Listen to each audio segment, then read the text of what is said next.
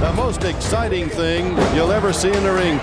I use what God gave me. I'm not supernatural. I just myself. Andre the Giant died 6 years later in 1993 at the age of 46 while in France. His health had deteriorated due to complications from acromegaly, but his impact on the wrestling world remains unmatched. Robin Christensen Rousimoff was born in 1979 as the daughter of legendary wrestler Andre the Giant. Her mother, Jean Christensen, met Andre in the early 1970s while working for WWE. Although their relationship was brief and not serious, it led to a lengthy legal struggle on Jean's part to ensure that Andre contributed financially to raising their child. For much of her early life, Robin had only met Andre a few times. The two never developed a strong bond, partly due to Andre's constant travel schedule as a professional wrestler and the strained relationship between him and Jean. Jean later appeared with Robin on the television program A Current Affair, where she described her initial encounter with Andre and the difficulties that followed. At the time of Jean's pregnancy, Andre reportedly believed he was physically incapable of having children. He initially questioned whether Robin was his daughter. However, a court-ordered blood test in 1981 confirmed his paternity. As a result, the court ordered Andre to pay child support between $750 and $1,000 per month. Jean claimed that it wasn't Andre himself who resisted payment, but rather his management team, who controlled much of his finances and discouraged personal involvement. Andre's demanding travel schedule, combined with ongoing tension with Jean, further complicated his attempts to have a relationship with Robin. According to The Eighth Wonder of the World by Bertrand Hebert and Pat Laprodi, phone conversations between Andre and Robin often turned into arguments between Andre and Jean. He wanted to spend time with his daughter, but not with her mother. However, Robin, understandably cautious as a child, did not want to visit her father alone. At the same time, both Jean and Andre agreed that Robin should not be immersed in the wrestling world. As Andre's only child and legal heir, Robin unexpectedly found herself in a high-profile position following his death. She inherited part of his estate, along with exclusive rights to his name and likeness. This gave her control over how his legacy would be preserved and commercialized. Major wrestling companies, toy brands, and video game developers approached Robin for licensing deals involving Andre's image. She became the de facto guardian of her father's public legacy. Despite public pressure and widespread media interest, Robin never pursued a wrestling career. Instead, she focused on protecting her father's memory, carefully evaluating which projects truly honored who Andre the Giant was. Andre the Giant was a man larger than life, literally and metaphorically. But behind the towering fame and global wrestling stardom was a personal life riddled with distance, silence, and emotional disconnect, especially when it came to his only daughter, Robin Christensen Rousimoff. Their relationship was marked by absence more than presence. Due to Andre's relentless travel schedule with the WWF, now WWE, he spent over 300 days a year on the road. That left very little time, even during off days, for meaningful connections. According to Robin, phone calls were infrequent, and in-person meetings were rare and often awkward. Most of their encounters took place in courtrooms over child support issues rather than over dinners or birthdays. But the emotional gap was perhaps greater than the physical one. To the world, Andre wasn't just a man.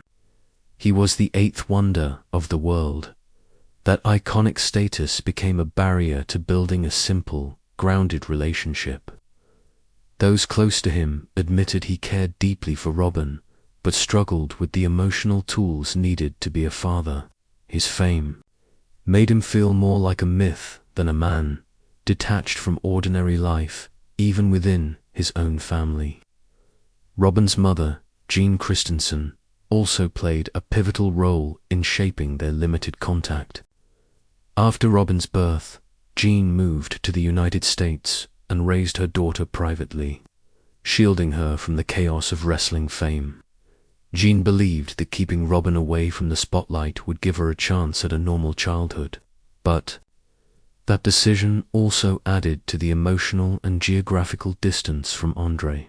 Still, there's evidence that Andre didn't abandon his responsibilities. He paid child support and made sure Robin had ways to reach him. He never tried to exclude us, Robin once said. We always had a phone number to contact him. While his actions may have fallen short of full fatherhood, they show he made attempts, however limited, to stay involved. The tragedy of their story isn't just the lack of a bond, but the quiet attempts at connection that never fully blossomed.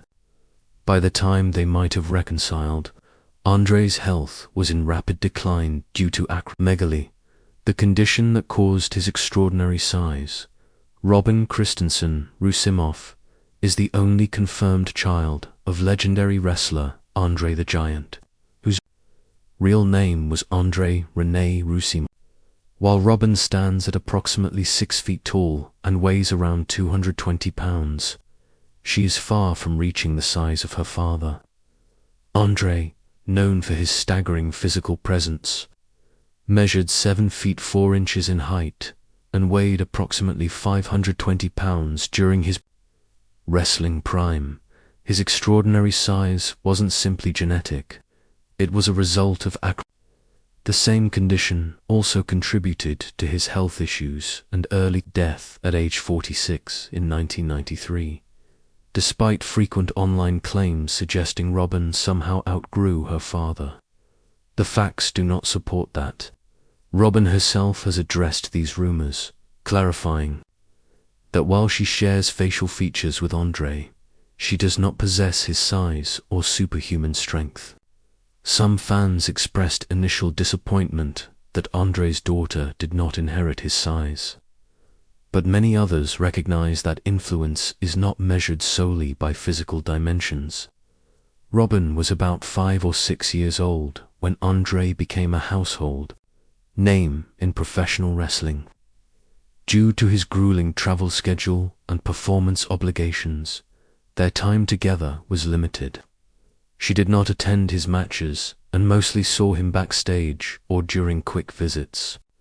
This distance was not due to personal neglect, but rather the reality of his global wrestling career. After Andre's death, Robin chose to engage with his fan base and legacy in meaningful ways. She began appearing at wrestling conventions, signing autographs, and interacting with fans who still viewed Andre as a childhood hero. Through their stories, Robin gained new perspectives on her father's impact, which helped ease some of her own grief. She also took part in special events, including screenings of The Princess Bride, a film in which Andre played Fezzik. Robin felt the movie allowed audiences to witness a more accurate portrayal of her father's gentle nature, something rarely seen in his wrestling persona. Though comedic and fictional, the role captured the warmth and kindness Andre displayed in real life. Robin has acted as a consultant on documentaries and biographical projects that aim to preserve and accurately represent Andre's story. While she keeps a low public profile, her efforts have contributed to maintaining the integrity of her father's memory. There is no evidence that Andre had any children besides Robin, despite their limited time together. Robin continues to be a central figure in honoring his legacy. Her quiet dedication ensures that the truth behind the man known as Andre the Giant remains respected and remembered. Robin Christensen Rousimoff, the only child of the legendary wrestler Andre the Giant, has stepped into a unique role, not as a wrestler or entertainer, but as a guardian of a powerful legacy. While she may not physically tower over others like her father did, her impact in preserving his memory often feels even larger. Her connection to Andre isn't just genetic, it's emotional, cultural, and historical. Robin has taken deliberate steps to keep her father's story alive, not through spectacle, but through meaningful action. One of her most significant contributions is the establishment of the Andre, the Giant Memorial Scholarship Fund. This initiative supports young talents in the performing arts, a tribute to the entertainment world that made Andre a global icon. Rather than chasing fame, Robin chooses to invest in the dreams of others, just like her father once followed his own. She also plays a key role in managing her father's estate. This includes overseeing film and book projects related to his life, such as contributing to documentaries and scripted features that explore the man behind the myth. Her involvement ensures that Andre's story is told with honesty and respect, based on facts, not just fan fantasy. Robin occasionally appears at wrestling conventions and events. These aren't publicity stunts, they're carefully chosen opportunities, where she can engage with fans who want to learn more about the real Andre, the gentle giant behind the massive figure. For many fans, meeting Robin is the closest they can come to understanding the emotional truth of his life. Despite having spent limited time with her father due to his intense schedule and complex personal life, Robin's dedication to his memory is unwavering. Her efforts aren't just for the public, they're deeply personal. She has embraced the responsibility of being the bridge between Andre's towering public image and the quiet, private man she knew. Her story goes beyond being a celebrity's daughter. It's about identity, resilience, and legacy. Robin carries her father's story forward, not with bravado, but with purpose. She ensures that future generations see Andre not only as a wrestling legend or movie star, but as a human being who faced pain, isolation, and complexity. I myself saw him almost every night drink 7,000 calories worth of alcohol. He was a towering myth in human form. Andre the Giant, standing 7 feet 4 inches and weighing over 520 pounds, was more than a wrestling icon. He was a living legend known for downing 7,000 calories worth of alcohol in a single night and refusing medical help for fear it would end his career. Andre lived on his own terms, but when he died in 1993, the world turned its gaze to his mysterious daughter, Robin Christensen Rousimoff. I saw him behind the ring. I didn't watch the matches. I saw him backstage. He was truly the gentle giant. Could she carry his colossal legacy, or was she even bigger than the giant himself?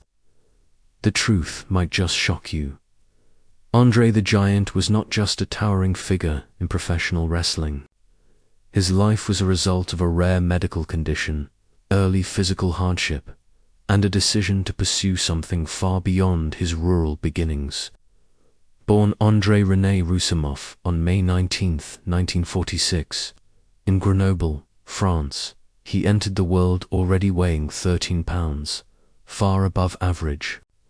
Though both his parents were of ordinary height, his mother stood 5 feet 2, and his father 6 feet 2. Andre began growing rapidly from a young age. By the time he was 12 years old, Andre stood at 6 feet 3. At 17, he had grown to 6 feet 7 inches and ultimately reached over 7 feet tall, weighing more than 500 pounds. This extreme growth was the result of a rare condition called acromegaly, caused by excessive production of human growth hormone. The condition leads to continuous growth of bones and tissues, and often results in gigantism when it begins in childhood.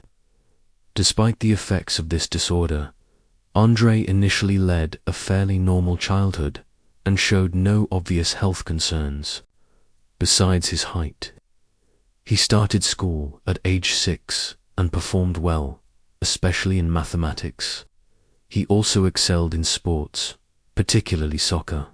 His massive size gave him a natural advantage, and he often played goalkeeper. At 10 years old, he was already 6 feet tall, making it nearly impossible for anyone to score against him. However, Andre's education was cut short, not due to poor performance, but because his father needed help on the farm. At the age of 14, which was legally permissible under France's educational laws at the time, Andre left school and began working full-time on the farm. Andre's strength allowed him to complete the work of several laborers, but he soon realized his size and power were not being used to their full potential. Farming was not what he envisioned for his future. Although he respected the work, he grew restless and began seeking other paths. That's when he discovered professional wrestling, a field where his enormous size would not just be useful but celebrated. Andre quickly became a sensation. In the 1970s, he gained worldwide attention. Crowds were drawn to see the man dubbed the eighth wonder of the world. Children watched him with awe, and adults were amazed at his strength and agility for someone of his stature. His fame soared in the 1980s after joining the World Wrestling Federation, now WWE, where he became a global icon. 18. Andre Rousimoff moved to Paris, where his exceptional size immediately caught attention.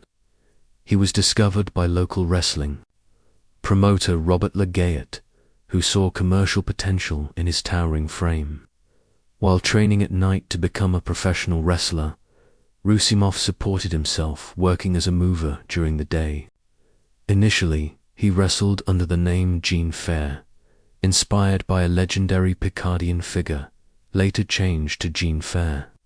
In 1966, Canadian wrestler and promoter Frank Valois encountered Rousimoff and would later become his advisor and business manager. Rousimoff's early wrestling career began in France, and he made his televised debut against Le Petit Prince on national television. His appearances, particularly during the 1970s and 1980s, drew massive audiences worldwide. His fame crossed over into mainstream entertainment, landing him roles in films and television. But behind the fame was a rare and poorly understood medical condition. As early as age 14, Andre experienced an abnormal growth spurt. Doctors wouldn't identify the cause until much later. Acromegaly. By 15, he stood well over 6 feet tall. His growth never slowed. His hands, feet, and head enlarged significantly.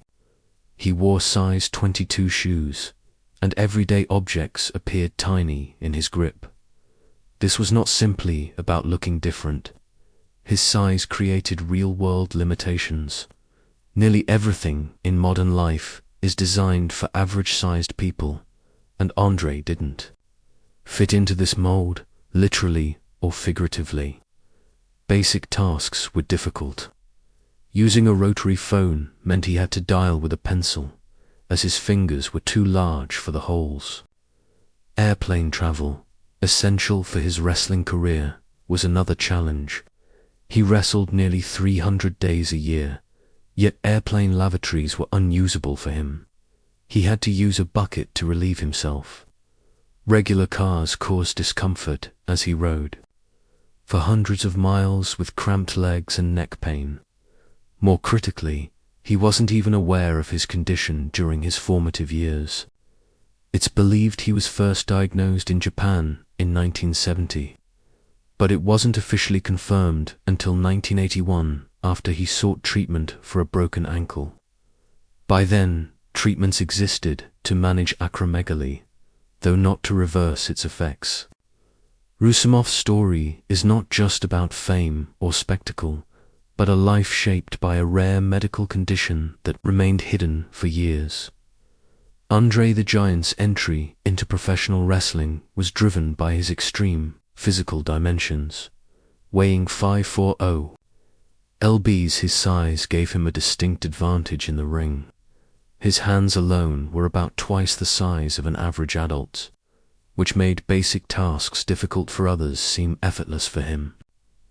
Despite this, Andre qualified fairly under the rules of heavyweight wrestling and quickly became a national sensation.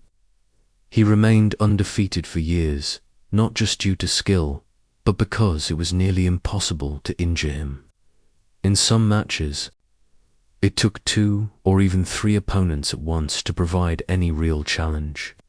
His popularity soared during the 1970s and 1980s, making him one of the most recognizable faces in the wrestling industry.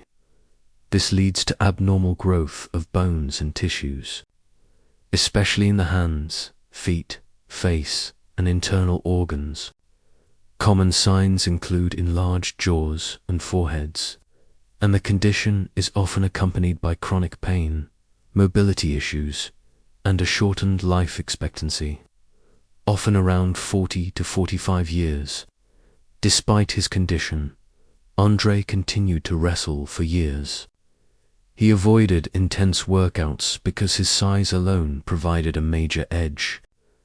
Outside the ring, he was known for drinking massive quantities of alcohol, reportedly consuming over 100 beers in one sitting. But behind the public image of a spectacle, Andre often expressed a desire to live a normal life. In his own words, "It's not my fault being the biggest and the strongest. I don't even exercise." As the years went on, Andre began to experience severe physical deterioration. His joints, especially his back and knees, could no longer support his weight. He eventually required knee surgery to continue wrestling. Even after surgery, pain and instability increased. Yet, he kept performing to entertain his fans. By 1992, his condition had worsened to the point where he could no longer continue. He officially retired that year. In the 1980s, Andre reached peak fame, earning millions and becoming a crossover star. His most notable acting role came in the cult classic The Princess Bride, where his size and gentle demeanor left a lasting impression on audiences worldwide. Though his life was cut short by acromegaly, Andre the Giant remains one of the most iconic figures in wrestling and pop culture history. On March 29, 1987, over 93,000 fans packed the Pontiac Silverdome in Michigan to witness what would become one of the most iconic moments in professional wrestling history: Hulk Hogan versus Andre the Giant at WrestleMania 3.